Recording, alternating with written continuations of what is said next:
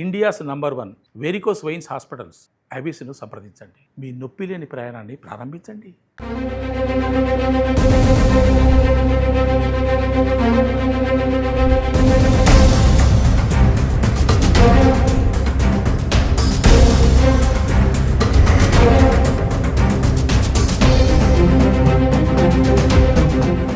రాష్ట్ర వ్యాప్తంగా సంచలనం కలిగించిన గండికోటలో మైనర్ బాలిక హత్యకు సంబంధించి కేసు పురోగతిపై సాధిస్తున్నారు పోలీసులు. అన్ని కోణాల్లో కూడా విచారణ జరుగుతుంది. దీనిపైన మనతో మాట్లాడడానికి జిల్లా ఎస్పీ ఈజీ అశోక్ కుమార్ ఉన్నారు. ఆయన అడిగి మరిన్ని వివరాలు తెలుసుకుందాం.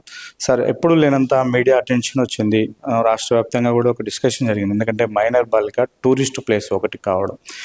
ఎలా ముందుకెళ్తున్నారు ఈ కేసులో? ఎంతవరకు ఇన్వెస్టిగేషన్ కంప్లీట్ అయిందంటే ఏం చెప్తారు? 14వ తేదీ పొద్దుటూరులో ఒక బాలిక మిస్సింగ్ కేసు రిపోర్ట్ అయింది. దాన్ని బేస్ చేసుకొని కేసు రిజిస్టర్ చేయడం జరిగింది. రిజిస్టర్ చేసిన తర్వాత ఇన్వెస్టిగేషన్ కంటిన్యూ చేస్తే దాంట్లో భాగంగా మిస్ అయినటువంటి అమ్మాయి కిడ్నాప్కి గురి కాలేదు, ఇంకోటి గురి కాలేదు. వాళ్ళ లవర్తో గండికోటకి వెళ్ళినట్లుగా మనకు తెలుస్తుంది. సీసీ కెమెరాల్లో వచ్చినటువంటి ఆధారాల ప్రకారం 8:45కి గండికోటకి వెళ్ళినట్లుగా మనకు తెలుస్తుంది. ఆ తర్వాత వాళ్ళ స్నేహితుడు, అమ్మాయి వాళ్ళ స్నేహితుడు ఒక్కడే రిటర్న్ రావడం జరిగింది. ఆ అమ్మాయిని అక్కడ డ్రాప్ చేసి వచ్చినట్లుగా సీసీ కెమెరాలో కూడా ఫుటేజెస్ మనకు వచ్చాయి. అదే రోజు అతను రిటర్న్ వచ్చిన తర్వాత ఆ అమ్మాయి వాళ్ళ కజిన్ బ్రదర్ గండికోట ఏరియాలోకి ఎంటర్ అవుతున్నట్లు సీసీ కెమెరాల్లో మనకు తెలుస్తుంది. మళ్ళీ అతను ఒక 25 నిమిషాలు ఆ ఏరియాలో ఉండి మళ్ళీ బయటికి రావడం జరిగింది. ఆ తర్వాత సాయంత్రానికి అమ్మాయి కనపడలేదనే దాని మీద కేసు రిజిస్టర్ చేయడం జరిగింది. మార్నింగ్ ఎతికేటప్పుడు ఆ ఏరియాలో ఎతికినప్పుడు రంగనాయకుల టెంపుల్ వెనకాల ఆ అమ్మాయి యొక్క డెడ్ బాడీ మనకు గమనించింది. దాన్ని బేస్ చేసుకుని ఇన్వెస్టిగేషన్ కంటిన్యూ చేయడం జరుగుతుంది. సీసీ ఫుటేజెస్ ద్వారా అయితేనేమి, టెక్నికల్ అనాలిసిస్ ద్వారా అయితేనేమి, tower dump analysis, different technical analysis మనం కంటిన్యూ చేస్తాము. దాంట్లో అనుమానితుల మీద ప్రత్యేకమైనటువంటి శ్రద్ధ పెట్టి ఇన్వెస్టిగేషన్ కంటిన్యూ చేస్తాం. సార్, అమ్మాయి ఓన్ బ్రదర్ బ్రహ్మయ్య ఆ రోజు చెన్నై వెళ్ళాడు. అందుకే కాలేజీకి అతను డ్రాప్ చేయలేదు కాబట్టి ఈ అబ్బాయితో అమ్మాయి వెళ్ళింది అనేది ఒక వాదన. కానీ ఇప్పుడు మేము ఇన్ఫర్మేషన్లో, అంటే ఇన్వెస్టిగేషన్లో వస్తున్నటువంటి ఇన్ఫర్మేషన్ ప్రకారం అతను లోకల్లోనే ఉన్నాడని చెప్తున్నారు. అంటే వాళ్ళు ఎందుకు అట్లా చెప్పాల్సి వచ్చింది అనే దానిపైన ఏమన్నా? అతను చెన్నై వెళ్ళినట్లుగానే మనకు ప్రాథమికంగా నిర్ధారణకు వచ్చింది. అతని యొక్క సిడిఆర్స్ ప్రకారం కావచ్చు, ఫోన్ డేటా ప్రకారం కావచ్చు, అతను చెన్నైకి వెళ్ళి సమ్ కాలేజీ పని మీద వెళ్ళినట్లుగా ప్రాథమికంగా వచ్చినటువంటి అంచనా. వాళ్ళ కజిన్ బ్రదర్ వెతకడానికి వెళ్ళాడు, గండికోటకి వెళ్ళడానికి వెళ్ళాడు వాళ్ళ కజిన్ బ్రదర్. అది మనకు తెలిసింది. ఇంకా దీంట్లో ఎవరెవరు పాత్ర ఉంది, ఏమైనా బయట నుంచి వచ్చినటువంటి టూరిస్టులని కూడా మన సీసీ కెమెరాల్లో ఫుటేజెస్లో వెరిఫై చేయడం జరిగింది. ఆ రోజు దాదాపు 200కు పైగా కార్లు, బైకులు ఇవన్నీ వచ్చాయి. వాళ్ళందరినీ కూడా వెరిఫై చేస్తాం. ఫ్యామిలీస్, లేడీస్, తర్వాత పిల్లలు, వీళ్ళందరినీ ఎలిమినేట్ చేసుకుని యూత్ ఎవరెవరు వచ్చారు, ఆ అమ్మాయి వాళ్ళ బంధువులు ఎవరెవరు వచ్చారు, ఆ అబ్బాయి వాళ్ళ బంధువులు ఎవరెవరు వచ్చారు, అన్ని కోణాల్లో మనం వెరిఫై చేస్తాము. ఎక్కడెక్కడైతే రిసార్ట్స్ ఉన్నాయో, హోటల్స్ ఉన్నాయో అక్కడ సీసీ కెమెరాలని ఫుటేజెస్ని వెరిఫై చేస్తున్నాం. మిస్ అయినటువంటి అమ్మాయి వాళ్ళ స్నేహితుడు కూడా ఒక 2 hours ఆ ఏరియాలో స్పెండ్ చేశారు. అక్కడ కూడా విచారించడం జరిగింది. మన అన్ని కోణాల్లోనూ స్టడీ చేస్తా ఉన్నాం. అదేవిధంగా అమ్మాయి చనిపోయిన తర్వాత ఆ అమ్మాయి బాడీ మీద ఉన్నటువంటి గాయాల్ని క్షుణ్ణంగా పరిశీలించడం జరిగింది. పోస్ట్ మార్టం నివేదికను కూడా డాక్టర్లతో ప్రాథమికంగా తీసుకొని అంచనా వేయడం జరిగింది. దాంట్లో డాక్టర్లు ఇచ్చినటువంటి ప్రాథమిక అంచనా ప్రకారం ఆమె మీద లైంగిక దాడి జరిగిన ఆనవాళ్ళు లేవనేసి చెప్పారు. ఎక్కడ కూడా గోటితో పరికినటువంటివి కానీ, ఇంకా కొరికినటువంటివి కానీ, ఇంకా ఇతరత్ర సైన్స్ ఏవి కూడా లైంగిక దాడికి సంబంధించినటువంటి, అసాల్ట్కి సంబంధించిన సైన్స్ లేవు. కడుపులో ఉన్నటువంటి లివర్కి పెద్ద గాయం అవ్వడం వల్ల, రప్చర్ అవ్వడం వల్ల, లాసిరేటెడ్ ఇంజురీస్ అవ్వడం వల్ల ఈ డెత్ రీజన్ అనేది తెలిసింది. ఆమె మృతికి కారణం ఆ లివర్ పంక్చర్ అవ్వడం వల్ల జరిగింది అనేసి ప్రాథమికంగా డాక్టర్ల యొక్క నిర్ధారణ. లైంగిక దాడి కంటే ముఖ్యంగా ఈ యొక్క రీజన్ వల్లనే ఆమె చనిపోయిందనేసి చెప్తా ఉన్నాం. ఆమె మోకాళ్ళకి కొన్ని దెబ్బలు ఉన్నాయి. ఏమైనా పరిగెట్టేటప్పుడు కింద పడ్డామా, ఇంకోట అది ఎవరు కొట్టారు, ఎందువల్ల కొట్టారు, ఎలా దెబ్బలు తగిలాయి అనే కోణాల్లో ఎగ్జామినేషన్ చేస్తాం. అంటే సార్, బాడీ చూసిన తర్వాత మీరు కూడా కొంత ఐడెంటిఫికేషన్కి వస్తుంది. ఆయుధాలు ఏమైనా వాడినట్టు నిర్ధారణకు వచ్చారు? అది కూడా మేము ఎంక్వైరీ చేయడం జరిగింది డాక్టర్స్తో. బ్లంట్ ఇంజరీస్తో ఏమైనా అటాక్ చేశారా అన్నప్పుడు ఎక్కడ కూడా బాడీ మీద వాతలు కానీ కర్రలతో కొట్టినట్లు రాడ్స్తో కొట్టినట్లు ఎక్కడా లేదు. శరీరం మీద ఏమాత్రం ఎక్కడ కూడా దెబ్బలు కొట్టినట్లు గుర్తులు లేవు, కానీ లోపల మాత్రం లివర్ డ్యామేజ్. మోస్ట్లీ కాలుతో గట్టిగా తనడం వల్ల కానీ పిడికిలతో గట్టిగా గుద్దినప్పుడు కానీ ఇలాంటి ఇంజరీస్ అవుతాయి అనేసి డాక్టర్స్ మాకు చెప్పినటువంటి ప్రాథమిక నివేదికలో తెలిసింది. కాబట్టి ఆ కోణాల్లో మనం వెరిఫై చేస్తాం.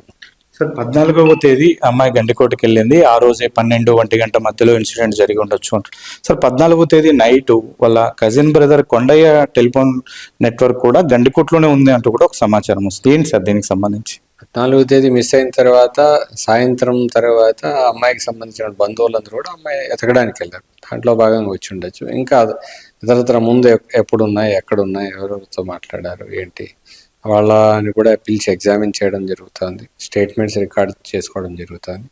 ఇంకా ఇన్వెస్టిగేషన్ పలు కోణాల్లో కంటిన్యూ అవుతుంది. కాబట్టి ఇంకా ఎవరైతే నేరం చేశారో వాళ్ళని పట్టుకోవడానికి కోసం మేము ప్రయత్నం చేస్తాం. సార్ ఇంకో క్వశ్చన్, వీళ్ళిద్దరు కూడా గత కొద్ది రోజుల నుంచి కూడా ప్రేమ వ్యవహారం నడుస్తుంది వాళ్ళిద్దరి మధ్యలో. గండికోటకి వెళ్ళే విషయాన్ని ముందే వీళ్ళు డిస్కస్ చేసుకున్నారు మెసేజెస్ ద్వారా. అవి మూడో వ్యక్తికి తెలుసుంటాయి అన్నది ఒక విశ్లేషణ. ఏమంటారు సార్ దీన్ని? వీళ్ళు 2 సంవత్సరాల నుంచి 3 సంవత్సరాల ముందు నుంచే ప్రేమించుకున్నటువంటి విషయం ఇరు కుటుంబాల్లో తెలుసు. ఇరు కుటుంబాల్లోనూ కూడా ఈ విషయం గురించి తగాదాలు ఉన్నాయి. వీళ్ళిద్దరూ కూడా ఒకటే క్యాస్ట్, ఉపకులాలకు సంబంధించినటువంటి వాళ్ళు.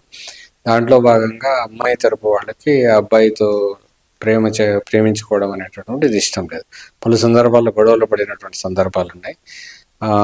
ఈ కారణాల రీత్యా వీళ్ళిద్దరూ పోయినటువంటి విషయం కూడా వాళ్ళకి ముందే తెలిసింది. 1 డే 2 డేస్ బిఫోరే అమ్మాయి అతనికి మెసేజ్ పెట్టినట్లు మనకు తెలుస్తూ ఉంది. ఆ విషయం ఎవరెవరికి తెలుసు, ఎంతమందికి తెలుసు, ఏంటనే యాంగిల్లో ఇన్వెస్టిగేషన్ కూడా కంటిన్యూ చేస్తూ ఉన్నాం.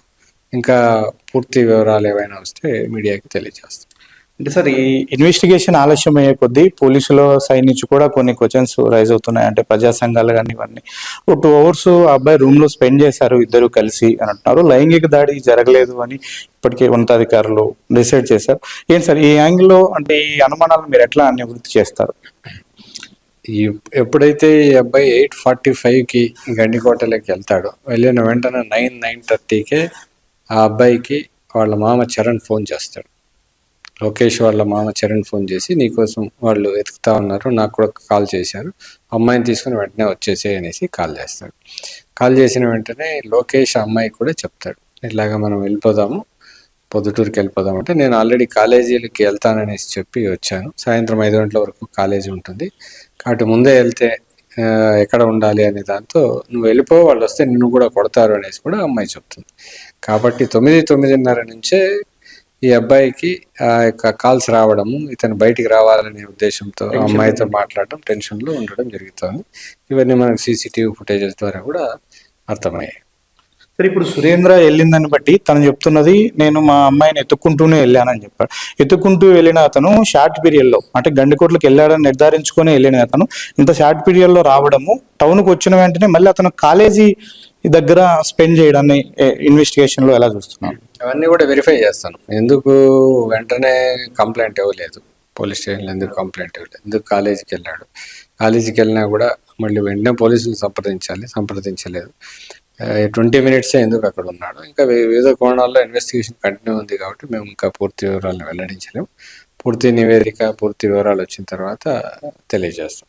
సరే, ఇంకొక యాంగిల్, అమ్మాయి మీద రీసెంట్ గా ప్రాపర్టీస్ కొన్ని రిజిస్టర్ అయ్యాయి, ఆస్తి విషయంలో కూడా అయి ఉండొచ్చు అనే ఇది ఉంది. సరే, ఏమన్నా ఆ ప్రాపర్టీస్ సంబంధించి ఏమన్నా ఎవిడెన్సెస్ వెరిఫై చేస్తా ఉన్నాం. అమ్మాయికి సంబంధించి కుటుంబంలో ఏమైనా తగాదాలు ఉన్నాయా, ఆస్తులకు సంబంధించిన తగాదాలు ఉన్నాయా, ఈ ఆస్పెక్ట్స్లో కూడా వెరిఫై చేస్తాను. కుటుంబంలో ఉన్నటువంటి అనుమానితుల్ని, కుటుంబ సభ్యుల్ని కూడా అందరినీ కూడా విచారించడం జరిగింది. మళ్ళీ పలు దఫాల్లో కూడా విచారించడం జరుగుతుంది. ఖచ్చితంగా దీన్ని ట్రేస్ అవుట్ చేస్తాము, but it will take some time. Why? Because ఫ్యామిలీకి సంబంధించిన మ్యాటర్ కాబట్టి, ఒక మా అమ్మాయికి సంబంధించినటువంటి మ్యాటర్ కాబట్టి, సెన్సిటివ్ ఇష్యూ కాబట్టి దీన్ని జాగ్రత్తగా డీల్ చేయాల్సి ఉంటుంది. సో చివరికి ఒక ప్రశ్న, కేవలము పోలీసులు CC ఫుటేజ్ మెయిన్ రోడ్లో ఏదైతే ఉందో గండికోటకు ఒకటే వే అంటున్నారు, ఆ వేలో వచ్చిపోయిన వాహనాలని అనాలిసిస్ చేస్తున్నారు, గండికోటకు వేరే మార్గాలు కూడా ఉన్నాయి, ఈ హంతకులు వేరే మార్గాల ద్వారా పారిపోయే అవకాశం ఉంటుందన్నది కూడా ఒక చర్చ. దానిపైన ఎలాంటి క్లారిటీ? ఆస్పెక్ట్స్ లో కూడా మేము వెరిఫై చేస్తాం. చుట్టుపక్కల గండికోట కొట్టాలు అనే గ్రామాలు ఉన్నాయి, ఇంకా మిగతా పల్లెటూళ్ళకు పోయే దారి ఉంది, ఒకటే వేరే దారి ఇంకొకటి ఉంది. ఆ ఆస్పెక్ట్లో కూడా ఆ చుట్టుపక్కల ప్రాంతాల్లో మేము నిఘా పెట్టడం జరిగింది. సమాచారాన్ని ఇన్ఫర్మేషన్ నెట్వర్క్ డెవలప్ చేస్తూ ఉన్నాం. డిఫరెంట్ టవర్స్ ఎక్కడెక్కడ ఉన్నాయో ఆ ఆస్పెక్ట్లో కూడా టెక్నికల్ అనాలిసిస్ కూడా కంటిన్యూ అవుతుంది. ఖచ్చితంగా అటువైపు నుంచి వచ్చేటప్పుడు వెహికల్స్లో రావడానికి అవకాశం ఉండదు, కేవలం నడకబాటలోనే రావాల్సినటువంటి పరిస్థితి ఉంటుంది. కాబట్టి ఈ ఆస్పెక్ట్స్ అన్నీ కూడా వెరిఫై చేస్తాం. టోటల్గా గండికోట గ్రామస్తులు అక్కడ ఎవరెవరు ఉంటున్నారు, ఎంతమంది ఉంటున్నారు, వీళ్ళల్లో దాని బంధువులు ఎవరైనా ఉన్నారా, శత్రువులు ఎవరైనా ఉన్నారా, టోటల్ వేరియస్ డిఫరెంట్ యాంగిల్స్లో ఇన్వెస్టిగేషన్ కంటిన్యూ అవుతుంది. Will do our level best to detect the case. సరే, ఇప్పుడు సీసీ ఫుటేజ్లో రికార్డ్ అయిన ఒక బ్రదర్ సురేంద్ర, ఇంకొక కజిన్ బ్రదర్ కూడా కొండయ్య మీద కూడా ఎక్కువ పేరు వినిపిస్తుంది. ఫస్ట్ బాడీని గుర్తించడంలో కొండయ్య ఐడెంటిఫై చేశాడు అనే ఒక ఇది ఉంది, దాని మీద ఏంటి సార్ విషయం?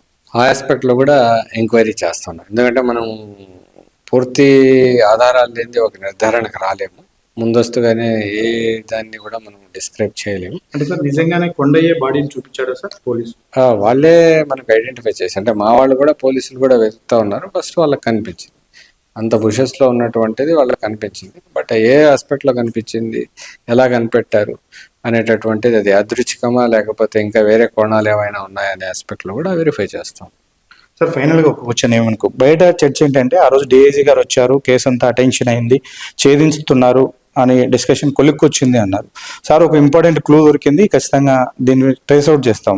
ఎందుకని పోలీసులు అక్కడి నుంచి వెనకడిగేశారు, ఇంత డిలేకి గల కారణాలు ఏంటనే దాని మీద కూడా కొంత చర్చ జరుగుతుంది. డిలే ఏం లేదు, అప్పటికి కొన్ని వచ్చినటువంటి ఆధారాలతో కొంతమంది సస్పెక్ట్స్ని మనం ఐడెంటిఫై చేయడం జరిగింది. వాళ్ళు ఉండొచ్చు అనేసి ఒక ప్రాథమిక అంచనాకు రావడం జరిగింది. దాంట్లో భాగంగా మళ్ళీ పూర్తి స్థాయిలో వాళ్ళని విచారించిన తర్వాత వాళ్ళ రోల్ లేదని తెలిసింది. That is the only reason. At the same time ఇలాంటి కేసులు అనేటటువంటివి మనము ఫుల్ ఫ్లెడ్జ్డ్గా పూర్తి స్థాయిలో ఇన్వెస్టిగేషన్ చేయకపోతే చాలా ఇబ్బందులు వస్తాయి. కాబట్టి దీన్ని ప్రాపర్గా ఇన్వెస్టిగేషన్ చేయాల్సిన అవసరం ఉంటుంది. ఇంకా ఇప్పటికి 5 రోజులు 6 రోజులు అయింది. కాబట్టి మా ప్రయత్నం అన్ని రకాలుగా చేస్తూ ఉన్నాం. డిఫరెంట్ టీమ్స్ని మేము డిప్లాయ్ చేయడం జరిగింది. ఫోరెన్సిక్ టీమ్స్ కావచ్చు, డాగ్ స్క్వాడ్స్ కావచ్చు, బీడీ టీమ్స్ కావచ్చు, తర్వాత టెక్నికల్ అనాలిసిస్ టీమ్ కావచ్చు, ఇన్వెస్టిగేషన్ టీమ్, ఇంటరాగేషన్ టీమ్, ఇలాగ డిఫరెంట్ టీమ్స్ని మేము డివైడ్ చేయడం జరిగింది. అన్ని కోణాల్లో ఎంక్వైరీస్ చేస్తూ ఉన్నాము, అనాలిసిస్ చేస్తూ ఉన్నాము. తప్పకుండా దీంట్లో పురోగతి అనేది సాధిస్తాం. మీద అన్ని కోణాల్లో మైనర్ బాలిక హత్య కేసుకు సంబంధించి విచారణ జరుగుతుంది. ఖచ్చితంగా ఈ కేసులో ఎవరైతే నిజమైన హంతకులు ఉన్నారో వారిని త్వరలోనే పట్టుకుంటామని, బయట జరుగుతున్నటువంటి ప్రచారాలతో కాకుండా నిజమైన వాస్తవంగా ఏం జరిగిందనే దానిపైన పక్కా ఎవిడెన్స్తోనే ఈ కేసును ఛేదించే ప్రయత్నం చేస్తామని మనతో పాటు జిల్లా ఎస్పీ అశోక్ కుమార్ చెప్తున్నాడు. వీడియో జర్నలిస్ట్ సాగర్తో సుదర్శన్ రెడ్డి, సుమన్ టీవీ, కడప.